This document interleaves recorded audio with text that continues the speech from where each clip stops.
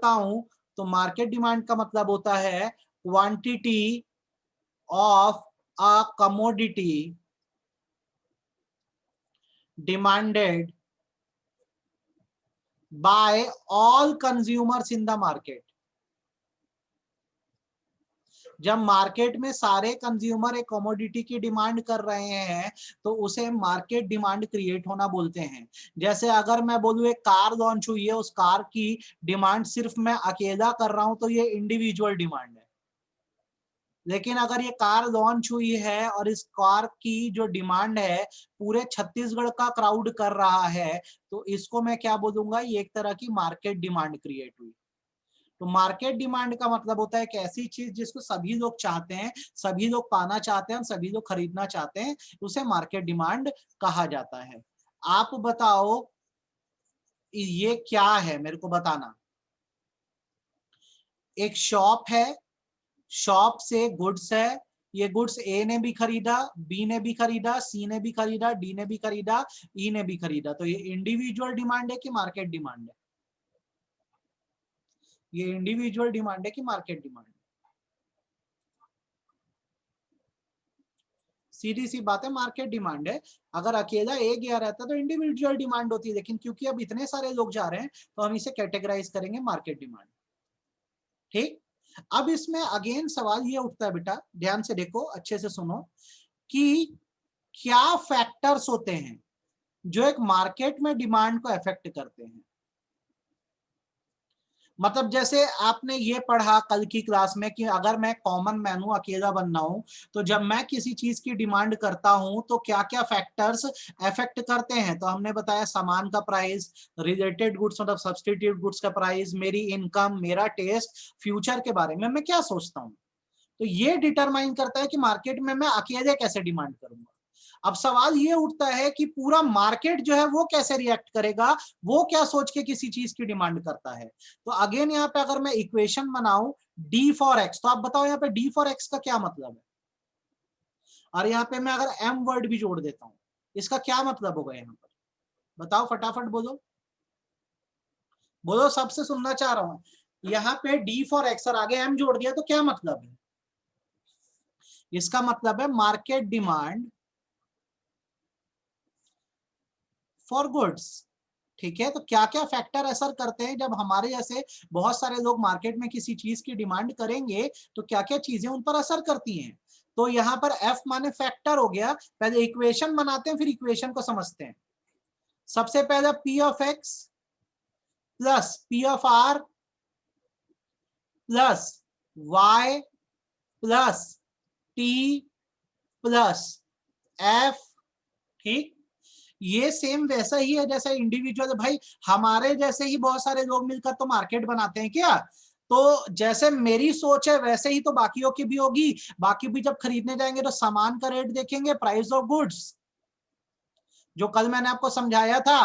Rate ज्यादा रहा तो कम डिमांड करेंगे, रेट कम रहा तो ज्यादा डिमांड करेंगे। Price of related goods,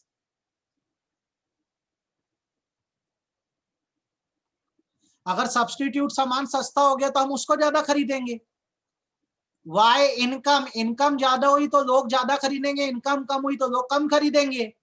test, जो चीज पसंद है उसकी हाई डिमांड, जो चीज नहीं पसंद है उसकी कम डिमांड।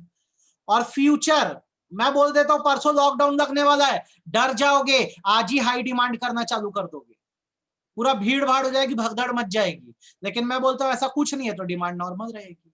पहले बताओ आपको इतने फैक्टर समझ आए कि नहीं आए, ईमानदारी से बोलो, इतने फैक्टर समझ आए कि नहीं, फटाफट बोलो, हैंड रेस करो, मेरे समझ आ जाए तो मैं आगे बढ़ूं। मार्केट को भी यही सारी चीजें असर करती है, पर इसके अलावा कुछ और फैक्टर्स हैं बेटा जो मार्केट को अफेक्ट करते हैं, जो आपको पता होना चाहिए। वो ये है कि सर इतने इक्वेशन तो हमको समझ आ गए, इसके आगे इसमें ऐड होता है पी ऑफ ओ, ध्यान से देखना, एस, और ऐड होता है इसमें डी। ठीक है, आपको मैं सबका मतलब भी समझाता जा रहा हूं। ठीक, एफ का मतलब बेटा फ्यूचर होता है, भविष्य। जैसे पेट्रोल की बात कर दे, अगर कल को तेरे को पता लगे रेट ज्यादा होने वाला है तो तुम आज ही ज्यादा से ज्यादा पेट्रोल भरा लोगे ना। तो फ्यूचर में जब किसी चीज का हमको लगता है रेट बढ़ने वाला है, फ्यूचर में कुछ होने वाला है, हम पैनिक हो जाते हैं, तो आज डिमांड बढ़ा देते हैं। और हमको अगर कोई लगता है फ्यूचर में रेट गिरने वाला है, कम होने वाला है भविष्य में, तो हम बोलते हैं भविष्य में ही खरीदेंगे ना, तो आज डिमांड कम कर देते हैं। ठीक है, कौन सा वाला? ये एफ, इसका मतलब होता है कौन से ऐसी चीजें हैं, ये सारे फैक्टर का सम है। ये फैक्टर मतलब होता है कौन से ऐसे पॉइंट है जो हमारी डिमांड को अफेक्ट करते हैं। तो प्राइस करता है, रिलेटेड गुड्स का प्राइस करता है, इनकम करता है, टेस्ट करता है, फ्यूचर करता है। ठीक है, नोट्स अभी एक साथ पूरा टॉपिक कराऊंगा, फिर भेजूंगा, रिकॉर्डिंग भेजता जाऊंगा, नोट्स एक साथ भेजूंगा आपको मैं 3 दिन बाद। और अभी बुक से मत देखना, चकरा जाओगे, सिर्फ रिकॉर्डिंग देखना और कॉपिंग में नोटिंग करना। इक्वेशन देखो, same as individual demand, P of X, P of R, Y T F, ये रट जाना चाहिए। इसमें ऐड क्या हो रहा है आगे सुनो। आप क्योंकि मार्केट की बात कर रहे हो तो सब पी ऑफ ओ ऐड होता है, इसका मतलब होता है पॉपुलेशन। एस ऐड होता है सीजन, डी ऐड होता है डिस्ट्रीब्यूशन ऑफ इनकम। तो अब आपसे कोई पूछे कि what are the factors which affect the market demand, तो there are 8 factors: price of goods, price of related goods, income, taste, future expectation या future preference, आप जो बोलना है बोल सकते हो। उसके बाद 3, ये 5 तो रट जाएंगे इंडिविजुअल के साथ ही, 3 एक्स्ट्रा आते हैं: population, season, distribution of income. अब आप मेरे को बताओ, आपको ये पहले 5 मैं वापस समझाऊं कि आप समझ चुके हो, हाँ या ना? फॉर्मूला नहीं है बेटा, याद रखने का तरीका है ये। 5 मेरे को दोबारा नहीं समझाना है, मेरे को ऐसा लगता है मुझे नेक्स्ट 3 जो है वो समझाना है। पॉपुलेशन, सीजन और डिस्ट्रीब्यूशन मार्केट पे कैसे असर डालते हैं। जैसे पॉपुलेशन की बात करते हैं, लकी नहीं करना बेटा, गोदागादी बता दे रहा हूं। पॉपुलेशन को मैं डिनोट कर रहा हूं पी ऑफ ओ से। पॉपुलेशन क्या बताती है समझो, पॉपुलेशन बताती है if population is large, demand will be more. If population is small, demand will be less. आबादी ज्यादा होगी, डिमांड ज्यादा होगी, आबादी कम होगी, डिमांड कम होगी। एग्जाम्पल के तौर पे इंडिया की आबादी आज की डेट में 135 करोड़ है, और डेनमार्क की आबादी, मैं डेनमार्क क्या, न्यूजीलैंड देता हूं, ज्यादा अच्छा है, मेरा फेवरेट देश है अभी इंडिया के बाद। न्यूजीलैंड बड़ा साफ सुथरा देश है यार, कोरोना भी खत्म हो गया वहां पे। न्यूजीलैंड की आबादी 50 लाख है। तो बताओ डिमांड कहां ज्यादा होगी, इंडिया में कि न्यूजीलैंड में? हाँ वो मैं हटा दूंगा, सीधी सी बात है, कहां के लोग ज्यादा डिमांड करेंगे? इंडिया भाई, आबादी ज्यादा, इसलिए तो जितनी फॉरेन कंट्रीज है सब इंडिया में अपना सामान आके बेचना चाहती हैं। हमारा सबसे प्रॉफिटेबल मार्केट है, इतनी बड़ी आबादी है, सब खप जाता है यहाँ पर। तो जब आप मार्केट की बात करते हो कि मार्केट में डिमांड जब होती है तो किन किन फैक्टर को देखा जाता है, तो पॉपुलेशन भी देखी जाती है। जहां की आबादी ज्यादा होती है वहां डिमांड ज्यादा होती है, जहां की आबादी कम होती है डिमांड कम होती है। और साथ साथ इसमें मैं बोलूं तो कॉम्पोजिशन भी हम यूज कर सकते हैं। कॉम्पोजिशन एग्जांपल में समझना, अलग से नहीं। जैसे मैं बोलता हूं टोटल पॉपुलेशन में, टोटल आबादी में अगर फीमेल्स की पॉपुलेशन ज्यादा है और मेल की पॉपुलेशन कम है, तो आप बताओ कॉस्मेटिक की डिमांड बढ़ेगी कि घटेगी? फीमेल की पॉपुलेशन ज्यादा है, मेल की पॉपुलेशन कम है, तो कॉस्मेटिक की डिमांड बढ़ेगी कि घटेगी?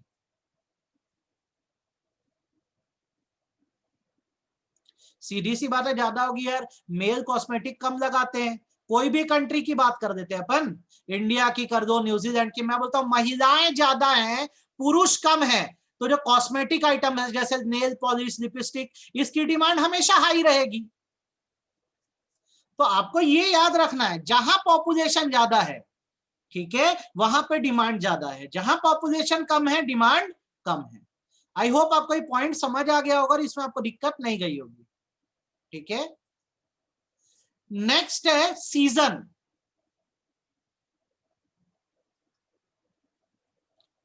हमेशा याद रखो, ऑन सीजन में जब किसी चीज का सीजन होता है तो डिमांड उसकी हमेशा हाई होती है, मार्केट में सभी लोग उस चीज को खरीदना चाहते हैं।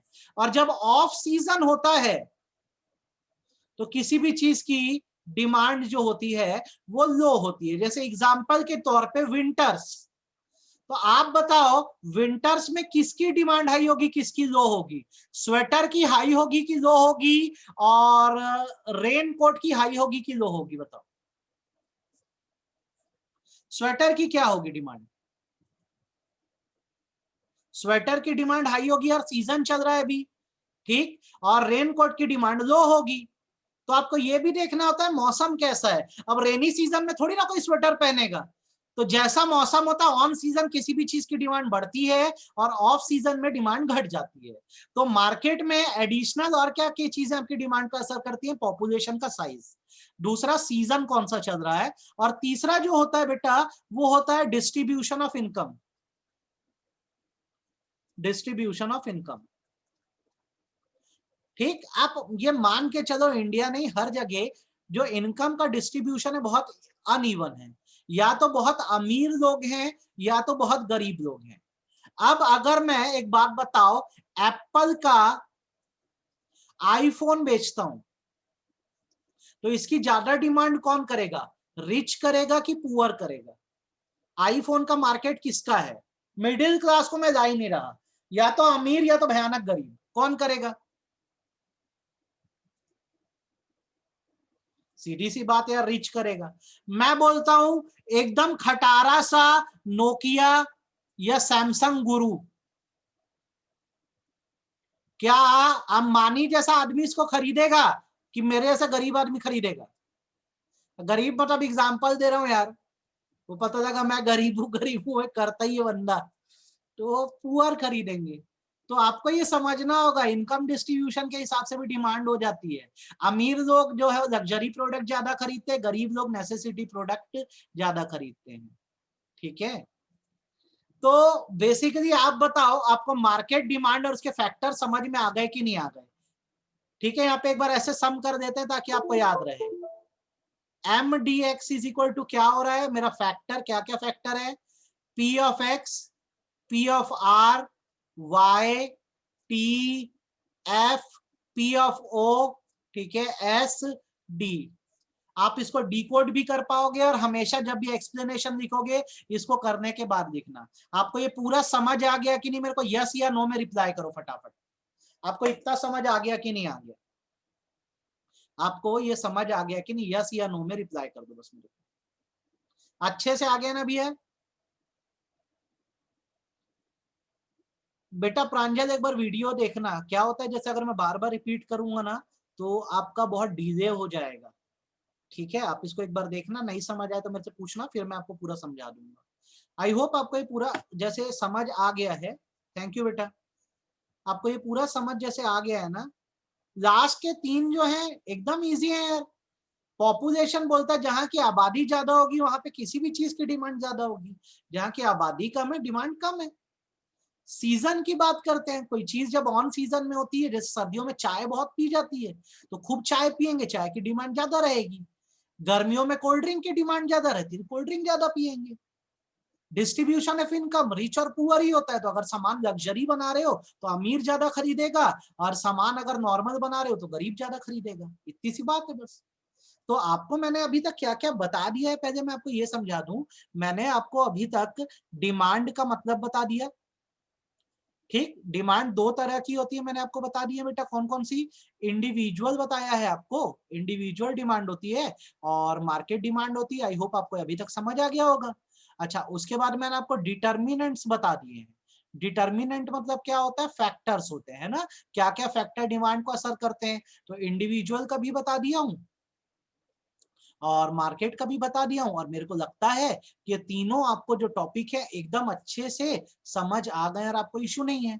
अब हम नेक्स्ट टॉपिक पे आते हैं, ध्यान से सुनना। अब हम लोग पढ़ेंगे लॉ ऑफ डिमांड का कंसेप्ट। ठीक है, इट इज वेरी इंपॉर्टेंट, तो इसको ना हम एकदम अच्छे से समझ के करते हैं। लॉ ऑफ डिमांड क्या कहता है, ध्यान से सुनना बेटा, सब लोग अच्छे से समझना लॉ ऑफ डिमांड को। ठीक है, लॉ ऑफ डिमांड क्या है आपको मैं एक बार सिखा दे रहा हूं।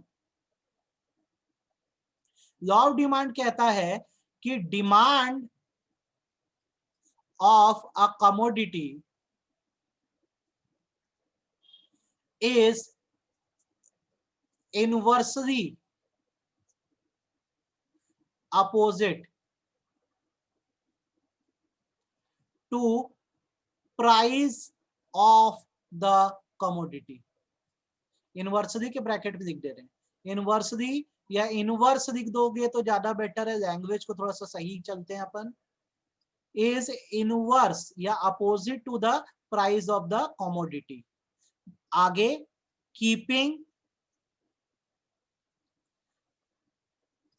Other things constant. आपको मैं एक एक बात समझा रहा हूं, समझना। थिंग्स का मतलब होता है फैक्टर, कांस्टेंट का मतलब होता है सेम। लॉ ऑफ डिमांड ये कहता है कि किसी भी चीज या किसी भी सामान की डिमांड उसके प्राइस से इनवर्स रिलेशनशिप रखती है या उसके अपोजिट होती है, और ये माना जाता है कि बाकी किसी चीज में कोई बदलाव नहीं आया है। तो कहने का मतलब यहाँ पर ये है, बेसिकली मैं आपको बताऊं तो ये कह रहा है कि प्राइस का और क्वांटिटी डिमांडेड का जो है इनवर्स रिलेशन है। इनवर्स मतलब अपोजिट रिलेशन है। अपोजिट रिलेशन होने का मतलब ये है कि अगर प्राइस ज्यादा होगा तो डिमांड जो है अपोजिट रिएक्ट करेगी, कम होगी। और अगर प्राइस किसी चीज का कम होगा तो डिमांड जो है वो क्या होगी, ज्यादा होगी। पहले बताओ ये बात आपको समझ आई कि सिर के ऊपर से गई? ईमानदारी से बोलो, हैंड रेस करके, ये समझ आया कि नहीं आई इतनी बात? हैंड रेस करके बताओ ये समझ आया कि नहीं आया?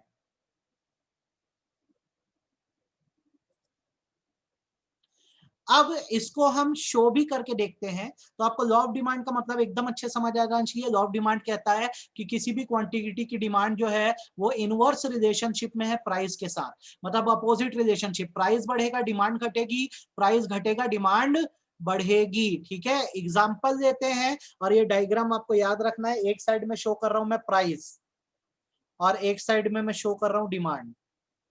तो प्राइस आपका जैसे 5 4 3 2 1। आप बताओ प्राइस बढ़ रहा है कि घट रहा है? यहाँ पर प्राइस बढ़ रहा है कि घट रहा है? इंक्रीज हो रहा है कि डिक्रीज हो रहा है? प्राइस बताओ इस एग्जांपल में। कम हो रहा है, तो डिमांड क्या होगी, बढ़ती जाएगी ना।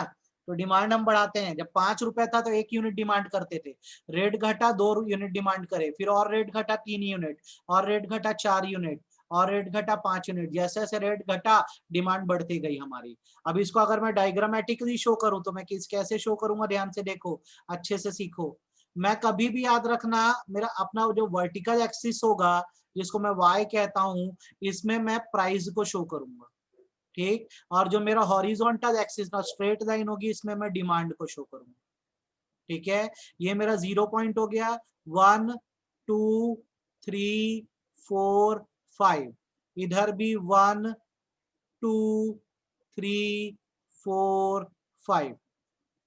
जब प्राइस 5 रुपए था, जब प्राइस 5 रुपए था तो इसकी जो डिमांड थी वो 1 रुपए 1 यूनिट थी। जब प्राइस 5 रुपए था डिमांड 1 यूनिट थी। डिमांड हमेशा यूनिट्स में होती है, प्राइस जो होता है रुपये में होता है।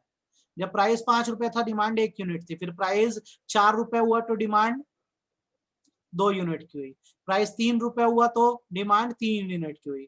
प्राइस 2 रुपए हुआ तो डिमांड 4 यूनिट की हुई। प्राइस 1 रुपए हुआ तो डिमांड 5 की हुई, 5 यूनिट की हुई। तो ये मेरा स्लोप देखो डाउनवर्ड फ्लो करेगा। ठीक है, ये मेरा डिमांड कर्व है। तो यहाँ पे मैं लिख दे रहा हूँ स्लोप्स डाउनवर्ड, स्लोप्स डाउनवर्ड। कारण क्या हो रहा है, क्यों डाउनवर्ड स्लोप कर रहा है? डाउनवर्ड इसलिए स्लोप कर रहा है क्योंकि प्राइस एंड डिमांड का इनवर्स रिलेशन है। इनवर्स रिलेशन है, इसीलिए कर रहा है ना। जैसे जैसे प्राइस जो है वो फॉल कर रहा है, डिमांड जो है वो इंक्रीज कर रही है, इसलिए डाउनवर्ड स्लोप बन रहा है। आप बताओ, आपको ये बात समझ आई कि सिर के ऊपर से गई? फटाफट हैंड रेस करके बताओ, ये स्केड्यूल समझ आया कि नहीं आया? आ गया। अब आप वापस लॉ ऑफ डिमांड पे आओ, लॉ ऑफ डिमांड पे वापस आओ। समझना, अभी पूरा खत्म नहीं हुआ है। क्या बोल रहा है? डिमांड जो है इनवर्स है प्राइस के साथ, मतलब प्राइस बढ़ेगा डिमांड घटेगी, प्राइस घटेगा डिमांड बढ़ेगी। आगे क्या बोला? Keeping other things constant. अब इस पॉइंट पे थोड़ा सा फोकस कर दो। तो ये कीपिंग अदर थिंग्स कांस्टेंट बोल रहा है, इससे हमारे निकलते हैं assumption of law of demand. कौन कौन से फैक्टर है प्राइस के अलावा जो डिमांड को अफेक्ट करते हैं? प्राइस ऑफ रिलेटेड गुड्स, हमारी इनकम, हमारा टेस्ट, फ्यूचर प्रेफरेंस। ठीक, तो अजम्पशन क्या बोल रहा है लॉ ऑफ डिमांड का? अजम्पशन ये बोल रहा है कि price of related goods does not change. मतलब सब्स्टिट्यूट जो सामान है उसके रेट पे कोई असर नहीं है, वो वही का वही है। Income is at same level, आपकी इनकम भी ना बढ़ी है ना घटी है, सेम है। टेस्ट रिमेन्स द सेम, आपके टेस्ट में भी कोई चेंज नहीं है। और last, future is not going to change, भविष्य में अभी कोई बड़ा चेंज आने नहीं वाला है। तो मतलब आपके डिमांड को जो और चीजें असर करती थी उसमें नो चेंज आ रहा है, वो कांस्टेंट है। तो आप सिर्फ रिएक्ट किस बात पे कर रहे हो? प्राइस पे कर रहे हो कि रेट बढ़ रहा है तो डिमांड घटा रहे हो, और रेट घट रहा है तो डिमांड बढ़ा रहे हो। ये है लॉ ऑफ डिमांड। अब देख लो अच्छे से कि किसी भी चीज की जो डिमांड है वो प्राइस से इनवर्स या अपोजिट रिलेशन में, बाकी सारी चीजों में कोई बदलाव नहीं आ रहा है। ठीक है, इनकम को आप वाई से डिनोट करना बेटा। मैं कई बार आई लिख देता हूं, आप इसको वाई से करना। ये मेरी गलती होती है। क्या होता है, सीए में पढ़ा होता है, इसी को आई कर देते हैं, क्लास 11th में वाई से करते हैं। ठीक है, तो इसको अपना थोड़ा सा ध्यान रखना कि बाकी किसी चीज में चेंज नहीं आया, ना रिलेटेड गुड्स में कोई बदलाव आया, आपकी इनकम भी वही की वही है, आपके टेस्ट में भी कोई बदलाव नहीं आ रहा है, और फ्यूचर में भी कोई बदलाव नहीं आ रहा है। तो आपका रिएक्शन सिर्फ किस बात पे जा रहा है? जो सामान आप खरीद रहे हो उसके प्राइस के हिसाब से आप डिसाइड कर रहे हो कि डिमांड बढ़ाएं कि घटाएं। ये लॉ ऑफ डिमांड कहता है। ठीक है, तो लॉ ऑफ डिमांड से आपको क्या बातें निकल कर सामने आई? सबसे पहला कि प्राइस एंड डिमांड का कैसा रिलेशन है? Inverse relation. और दूसरी बात क्या आई? अदर फैक्टर्स रिमेन्स कांस्टेंट, बाकी फैक्टर पे कोई असर ही नहीं है, बाकी फैक्टर जैसे हैं वैसे रहेंगे। अगर कोई चीज सेम रहती है तो उसको सेटरस पेरिबस बोलते हैं। ये 1 नंबर में आपसे पूछूंगा मैं। सेटरस पेरिबस मतलब सेम होता है। तो लॉ ऑफ डिमांड कहता है कि इंसान सिर्फ प्राइस से अफेक्ट करता है, बाकी चीजों में तो कोई बदलाव आया ही नहीं है, वो वैसी की वैसी है। ये लॉ ऑफ डिमांड है। कितना समझ में आया लॉ ऑफ डिमांड? ईमानदारी से बोलो, कितना समझ में आया लॉ ऑफ डिमांड? बोलो बोलो बोलो। 70%? क्यों नहीं आया बेटा? बाकी कहां पे डाउट आया?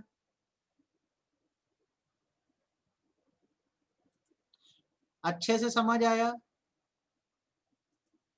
तो लॉ ऑफ डिमांड यही बोलता है भैया, हमको सिर्फ प्राइस से मतलब है, बाकी सारी चीजों में कोई बदलाव नहीं आएगा। ना हमारे टेस्ट में बदलाव आया, ना फ्यूचर में बदलाव आया, इनकम भी वैसी की वैसी, और सब्सटीट्यूट गुड्स में भी कोई असर नहीं हुआ है। ठीक है, लास्ट लास्ट का करूंगा आगे जाके, अभी नहीं, आगे जाके इसको रिलेट करके बताऊंगा यूटिलिटी से। ठीक है, आगे जाके करूंगा, अभी नहीं। अभी आप पहले बेस सीख लो अच्छे से। लॉ ऑफ डिमांड यही बोलता है कि जो हमारी डिमांड है उसका जो इनवर्स रिलेशन है वो प्राइस के साथ है, और ये माना जाता है कि बाकी चीजों में कोई बदलाव नहीं आता, other things are always constant. तो कैसा रिलेशन होता है? The price is high, demand is low, price is low, demand is high, that's law of demand, यही कहता है लॉ ऑफ डिमांड। और बाकी चीजें जैसे रिलेटेड गुड्स का प्राइस ये नहीं बदलता, मतलब आपके जो सब्स्टिट्यूट गुड्स हैं उनमें कोई बदलाव नहीं आने वाला है। इनकम आपकी नहीं बदलेगी, आपका टेस्ट सेम रहेगा, फ्यूचर में भी कोई बदलाव नहीं आने वाला है। तो जो सेम चीजें होती है, कांस्टेंट होती है, उनको सेटरस पेरिबस बोलते हैं। ये बात आपको ध्यान रखनी है और ये एकदम अच्छे से आपको आना चाहिए। ठीक, डायग्राम देखना है, देखो एकदम आसान है। सपोज करो अमन है, जब जो कोई चीज 5 रुपए की थी तो उसकी 1 यूनिट डिमांड करता था। अब वो चीज थोड़ा सस्ती हो गई है, 4 रुपए की हुई है, तो अमन बोलता है सस्ती हुई है तो मैं ज्यादा डिमांड करूंगा 2 यूनिट, और सस्ती हुई तो और ज्यादा डिमांड करूंगा, और कम हुआ तो और करूंगा। तो जैसे जैसे प्राइस फॉल होता गया, आपकी डिमांड जो है वो इंक्रीज होती गई। डायग्राम में जब हम इसको शो करें तो हम इस कॉलम में प्राइस शो करें, यहाँ पर डिमांड शो करें। तो जब फर्स्ट लेवल की बात करो, फर्स्ट सिचुएशन की, जब प्राइस 5 रुपए था तो आपका जो डिमांड कितना था, 1 यूनिट थी। ठीक, फिर जब प्राइस 4 रुपए हुआ तो आप कितना यूनिट डिमांड करें, 2, फिर 3, फिर ये तो आप समझ आ जाना चाहिए आपको। अभी उसका कोई वो नहीं है बेटा, अभी उसका कोई इंफॉर्मेशन नहीं आई। अब बताओ ये समझ आ गया? तो अब जैसे आप सारे डॉट्स को कनेक्ट करोगे तो आपको फ्लो कहाँ दिखेगा, डाउनवर्ड में दिखेगा, नीचे जाते दिखेगा फ्लो। ठीक है, अब मेरे को एक बात बताओ, मेरे को एक बात बताओ आप, मैं एक कार खरीदने जा रहा हूं, मैं एक कार खरीदने जा रहा हूं। ठीक है, कार जो है वो 5 लाख की हुआ करती थी, लेकिन शोरूम वाला बोल रहा है कि अभी रेट बढ़ गया है, 8 लाख रुपए हो गया है, तो इसकी डिमांड बढ़ेगी कि घटेगी?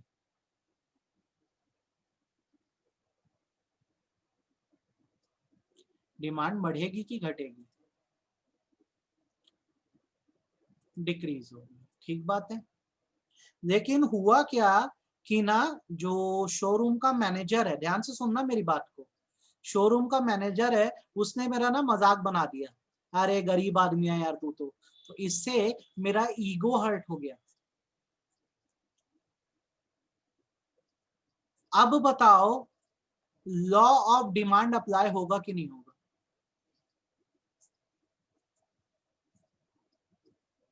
अब बताओ लॉ ऑफ डिमांड अप्लाई होगा कि नहीं? भाई मैं शोरूम में गया, 5 लाख की कार 8 लाख में मिल रही थी, सीधी सी बात है, मतलब नहीं खरीदूंगा, डिमांड गिर गई, तो मैनेजर ने मेरा मजाक उड़ा दिया तो मेरा ईगो हर्ट हो गया। अब ईगो हर्ट होना आप सब जानते हो क्या होता है। तो अब demand, law of demand apply होगा, मतलब मैं इसी पैटर्न पे चलूंगा कि उठा लूंगा, कार खरीद लूंगा, क्या लगता है आपको? कार खरीदूंगा कि नहीं खरीदूंगा? मैं, ईगो हर्ट हो गया मेरा, कार खरीदूंगा कि नहीं खरीदूंगा? सब लोग बताओ।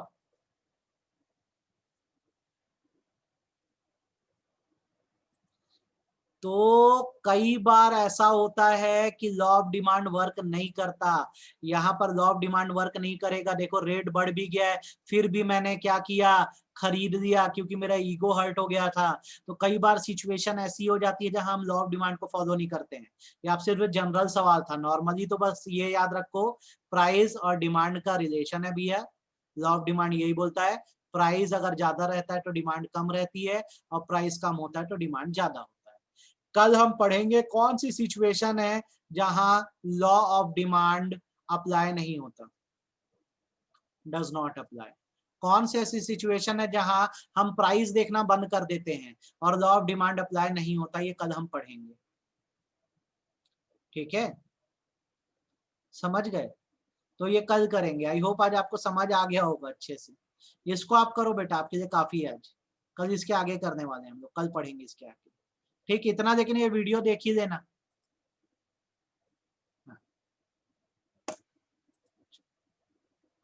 चलो बाय बेटा।